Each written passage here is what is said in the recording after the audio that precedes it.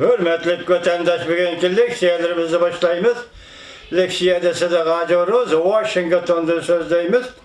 Bugün çeşitli 2019 yıl 11. ayının 20. günü. Tünügün şundak dedim.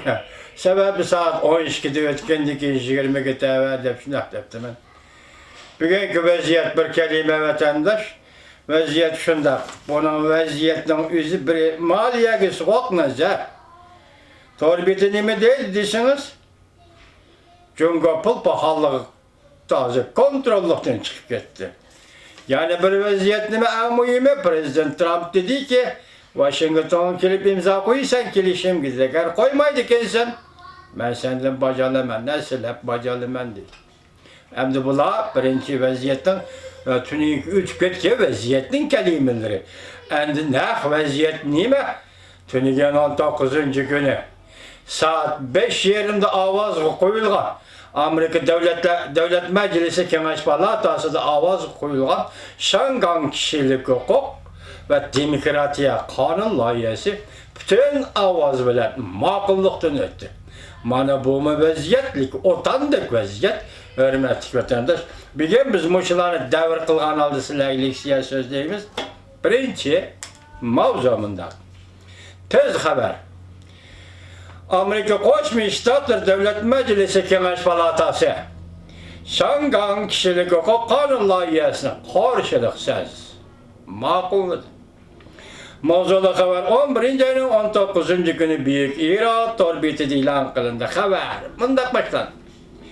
Amerika Koçmuş Ştatlar haftanın 2. günü yani 11. ayının 19. günü Ştinkiyen Şangan kişilik hukuk ve demokratiya kanun layihesini bir ağızdan karşılıksız makulluk. Ştinkiyen 5 yerimde kanun layihe avazı koyuldu. Cumhuriyetçiler Partisi'nin senatör. Bu kanun layihenin mühim kolluğucu senatör Cemret tekitlep bundak görsetti. Bu kanun layihe Amerika Koçmuş Ştatlar Devlet Meclisi de en kattık şundakla partiye gruplardan alkıp oturup koyulgan kanun layihedir. İki partiye mensup köplegen senatörler arkadan ifade bildirdi. Amerika Şanganlı Bolovatka vakalarga qarab turalmaydı. Yani bir TM vakasının 101 işiga ruhsat kılmaydı. 1989 yılı Cumhuriyet Partiyası Tianmen okuvchilar her kitini bastırgan iş bir qancha qatim til elindi ve hazırki Şangan vaziyeti bilen selektirildi. Cumhuriyetçiler Partisi'nin senatör Rex Scott Kengaş Palatası'da iki partiya geçirinler suretini görsetti. Bu suretinin birinci partisi 1989 yıl Tiananmen meydanında tankını tosup olgan adamның sureti. Bu suretinin yani bir partisi Şangan'dı. Küllük götürüp namayış katnaşkan namayışçılar ve mülkünün payniki bilen diveylep turgan Şangan sakçılarına suretiydi. Senatör Rex Scott agahlandırıp mındak dedi. Eğer Kompartiyanın Şangan'ı özgerç yol koyduğun bolsa, ondakta kiler nöbet Tayvan'a keldi. Demokratlar Partisi'nin nopozlu senatörü Ben Garden mındak dedi. Amerika Şangan'a alayda muamele bilen itibar verdi. Lekin Cumhuriyet taraf bundan narazı oldu.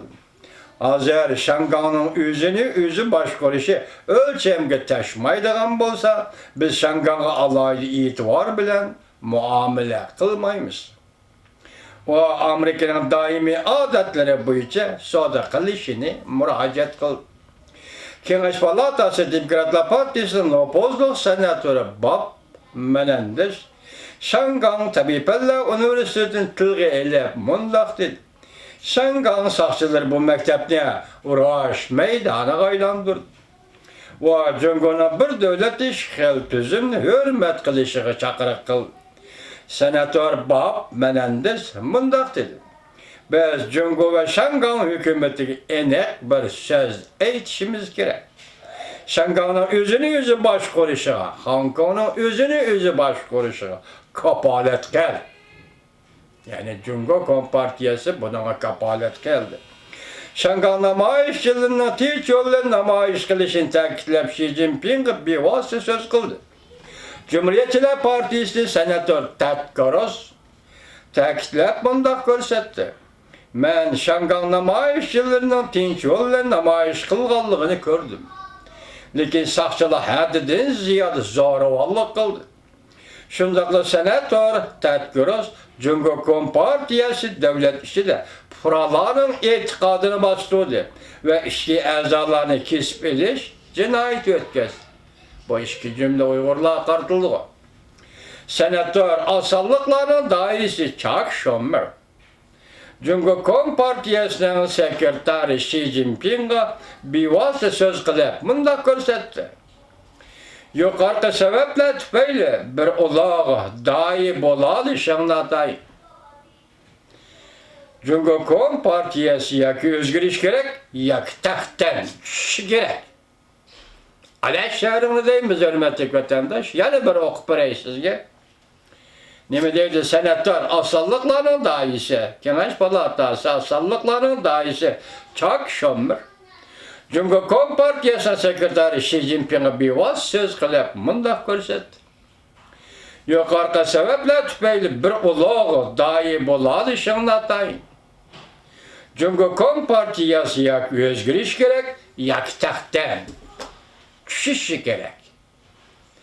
Qonun loyihasini o'tirib qo'ygan senator Marco Rubio haftaning 2-chi kuni tushdan keyin qonun loyihasini ovozga qo'ydi. Senator Marco Rubio Twitter'ga fikr qoldirib bunday ko'rsatdi.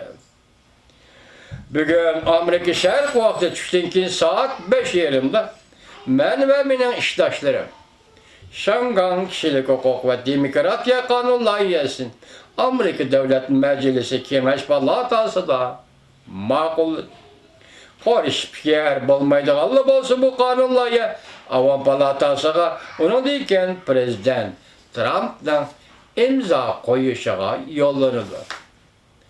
Devamını anlayış hürmetli vatandaş.